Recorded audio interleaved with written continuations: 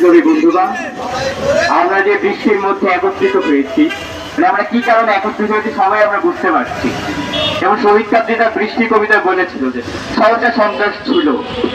আমরা আসলে এই ভারতের সম্প্রসারণবাদ এবং মার্কিন সাম্রাজ্যবাদের বিরুদ্ধে যে প্রতিবাদ, সেটা আমরা লড়াই সংগ্রাম করে যাব।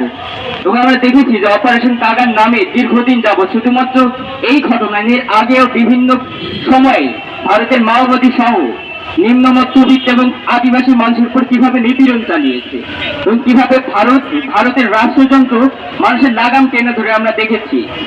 এবং আমাদের বাংলাদেশে কি দেখা যায় যে মানুষ শুধু ভারত বিরোধিতা বলতে কোনটা বোঝায়? পণ্য মাত্র বোঝায়, কিন্তু ভারত বিরোধিতা মানে পণ্য না।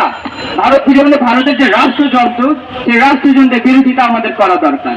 এবং তারা যে মার্কিন সাম্রাজ্যবাদী দালালি করে যাচ্ছে দিনের পর দিন, এবং তারা এই দালালি করে কিভাবে বিজেপি সরকার এবং হিন্দুত্ববাদ কায়েম করার চেষ্টা করছে, যেখানে আমাদের কংগ্রেস সহ এবং এই যে বাসবরা সহ যে যাদের হত্যা করা হয়েছে, এই হত্যার তীব্র নিন্দা জানাচ্ছে আমরা এখানে দাঁড়িয়ে।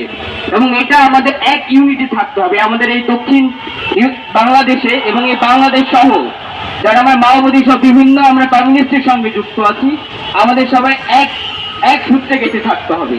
তাহলেই এই সাম্রাজ্যবাদী এবং ভারত সম্প্রসারণবাদকে রুখে দেওয়া যাবে।